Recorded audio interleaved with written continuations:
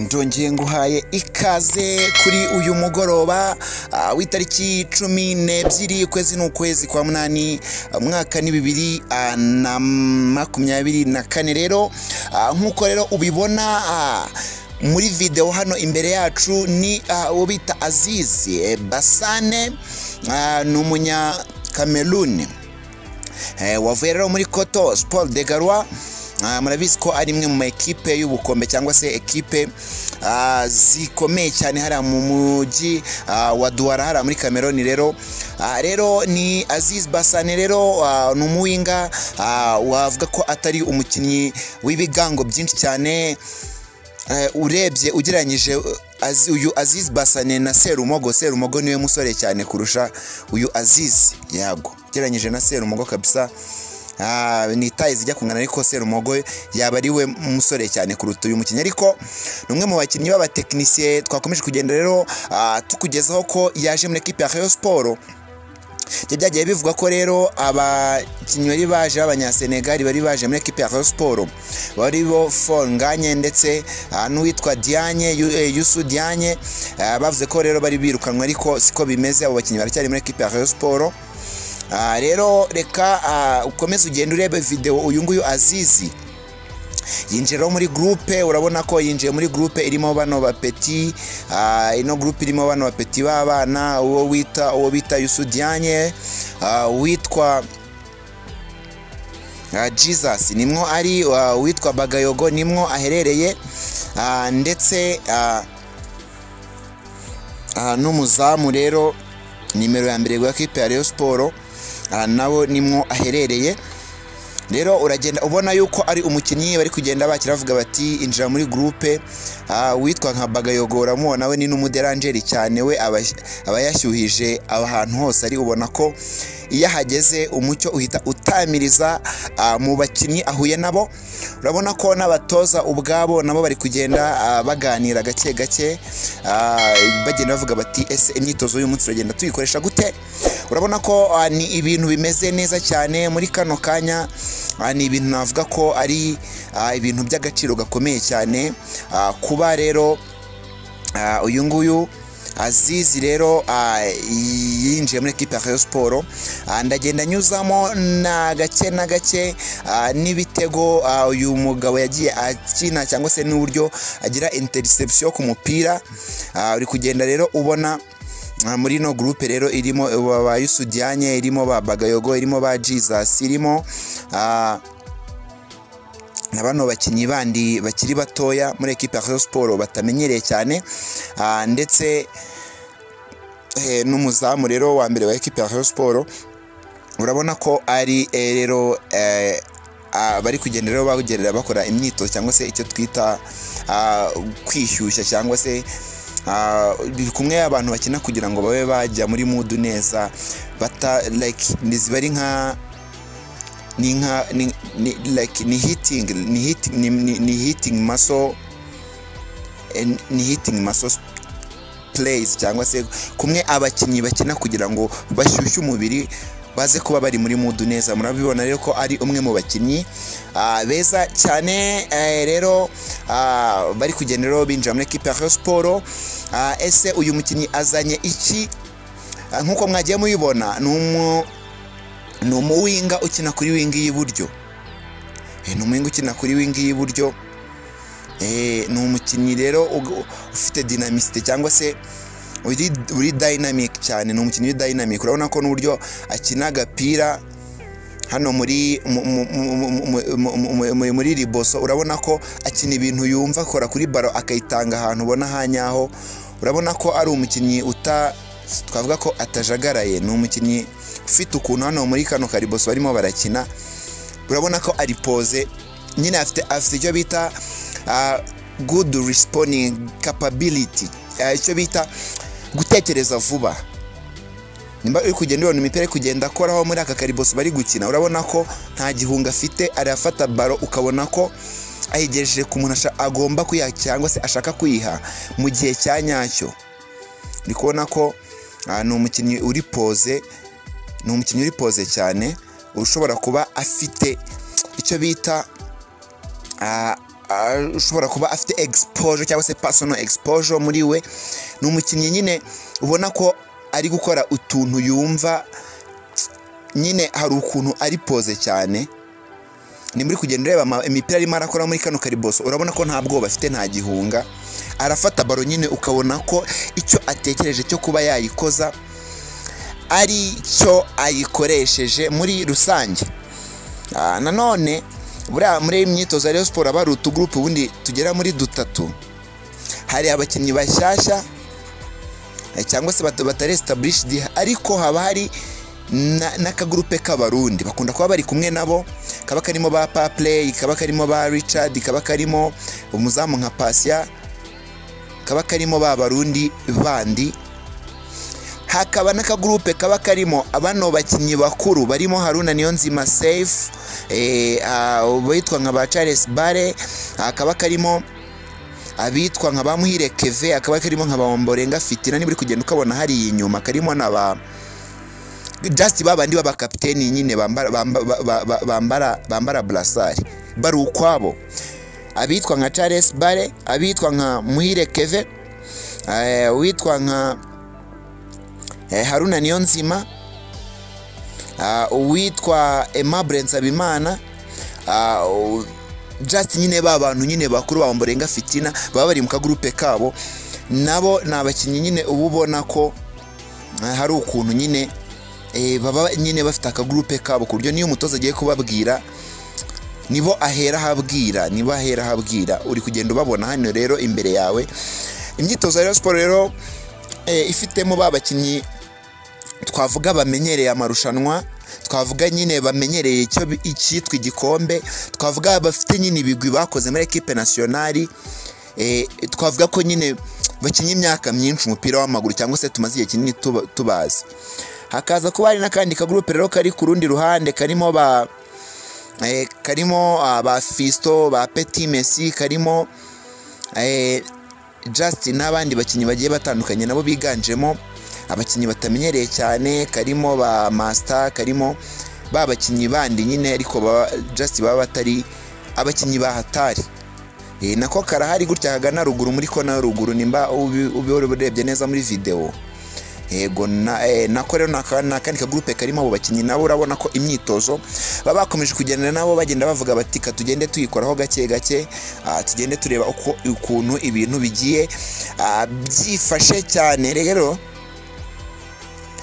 reka nanone ngaruke cyane ku bakinnyi ugomba kuba witega muri equipe ya Rayon Sport y'uyu mwaka ugiye kuza imikino 2024 na 2025 batangira muri no weekend. Abakinnyi nge nabonye bafite bashobora kuzakora ikintu mwese just navuga kikaba ikintu kizabatungura cyane. Reka mwomoze ku mukinnyi yitwa Adama Bagayogo. Ngo nge muhereyo kubera ko numwe mu bakinnyi bagaragaje yuko ashobora kuvamo umukinnyi w'igitangaza, ashobora kuvamo umukinnyi udasanzwe. Ni umukinnyi wagaragaje ko ari umukinnyi wamaze kuba integrated muri equipe mu mikino mikeya isaga 5 ishize yo muri pre-season. Equipe ya Rayon Sport yakomeje kugenda ikina, yagaragaje ko ari umukinnyi. For example nko ku mukino wa Musanze, urabizi ko igitego witwa Ishimwe Fisto yatsinze cya penalty ari Adama Bagayogo wari ukoreweho ikosa yinjira mu rubuga rw'amahina. Urabizi ko nawe yatsinze igitego kuri interception yakoze ava muri kona, asa n'uva hirya muri kona yinjira nanone mu rubuga rw'amahina ahita ashotera umuzamu aho yarageze. Ni umwe mu bakinnyi bazagaragaza impano idasanzwe ndetse bazahereza equipe ya Rayon Sport ibyishimo. Reka nyarukire ku wundi witwa Ishimwe Fisto. Ishimwe Fisto ntago tumuvugaho cyane ko numwe mu bakinnyi bamenyereye shampiyona y'u Rwanda. Uramwibuka atsinda hat-trick equipe ya Rayon Sport. Ntago ari ibintu ndimo ndabibutsa, ni muri shampiyona 2021-2022. Ni umukinnyi wagaragaje impano idasanzwe. Ikireka mbibuka ko nanone ikindi ni umukinnyi wize, ni umukinnyi ufite bachelor mu bijyanye na business administration, cyangwa se mu bijyanye no kuyobora business cyangwa se kuyobora ubucuruzi. Ni umukinnyi ugaragaza ko afite inyota yo gukora ikintu kidasanzwe, ni umukinnyi ufite passion, ni umukinnyi ufite discipline, ni umukinnyi ufite cya kintu umuntu wese yamwifuzaho, ni umukinnyi mbese ugaragaza ko hari ikintu kidasanzwe ashobora kuba yakora, ni umukinnyi wagutungura, ni umukinnyi mu kibuga ubona ko nta bigambo byinshi bafite cyangwa se nta bindi bintu aba afite ibikorwa mu kirenge cyiwe.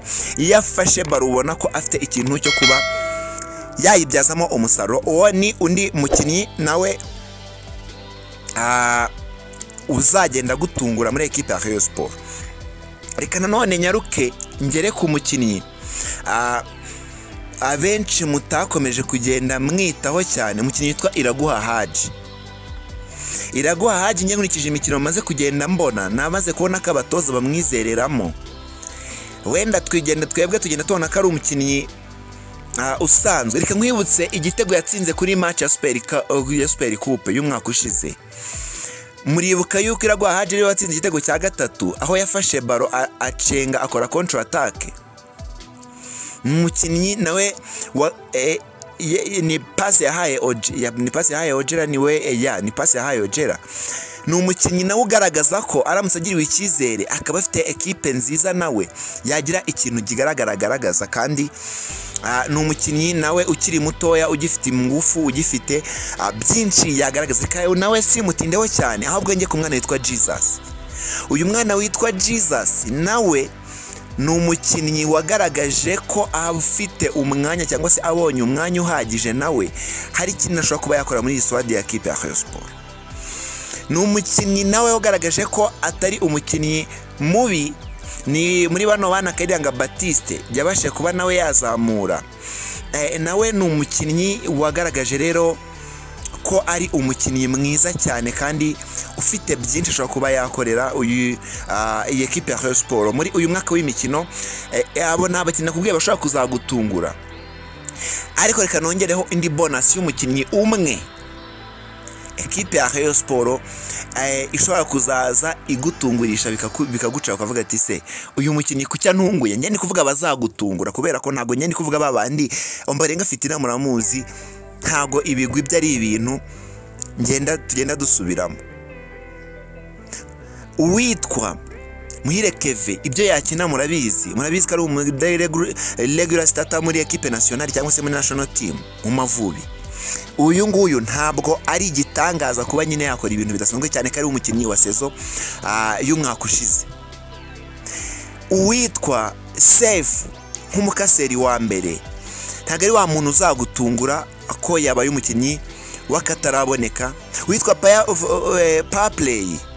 Paplay wagize uruhare hafi mu mitego birenga 20 muri sezo yose, ari muri equipe y'Amagaju. Muri equipe ya Rayon Sport abonye umwanya wo gukina neza akayiyumvamo neza cyangwa se akabasha ku understanding pressure equipe ya Rayon Sport, yakora ibirenze ibyo.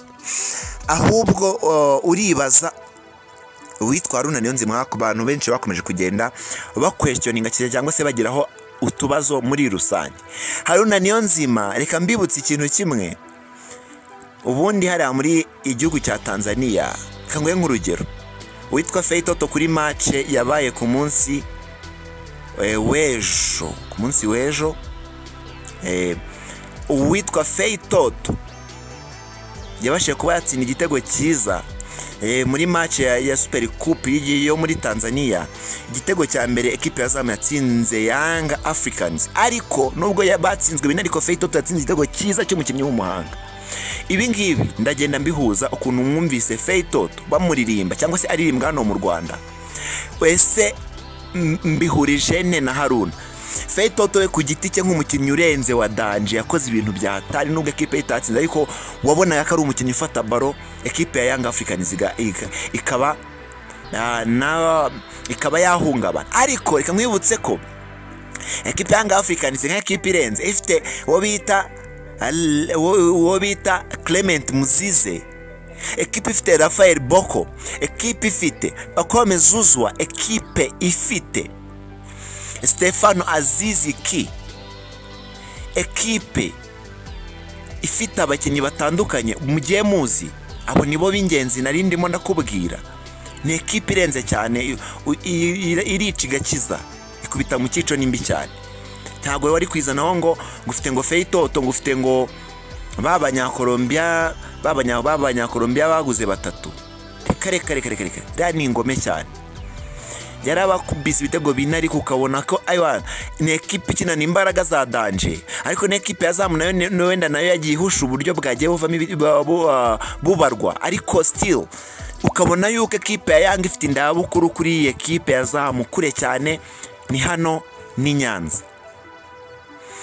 Rero reka nkwibutse yuko Arthur Sport TV komeje kugenda ukurikira, ni ngewe Arthur komeje kugenda rero ukubwira byinshi muri kugenda bivugwa mu makuru y'imikino agiye atandukanye hano mu Rwanda. Rero nanone nkwifuriza ikaze nimba ari bwo bwa mbere ucyagera kugira ngo kandi subscribe ujye ubana natwe umunsi ku wundi.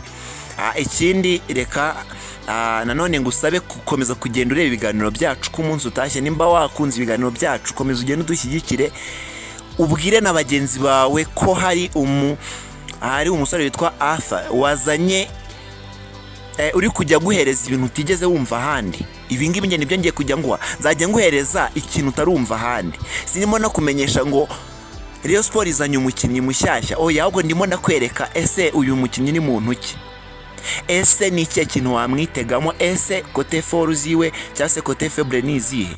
Rero ndakomeje rero ndagukengurukiye cyane, ndakomeje kugenda nguhereza ikaze ahangaha nimba uri hara mu Burundi. Mugabo tuzoca tubana ngaha, tuzoca tubana ngaha. Rero munyereke urukundo, show me love, show me love, show me love, show me love. Mukande subscribe nyabona kugira ngo tujye tubana umunsi kundi ngaha kuri Arthur Sport TV. Reka nkwifurize amahoro y'Imana.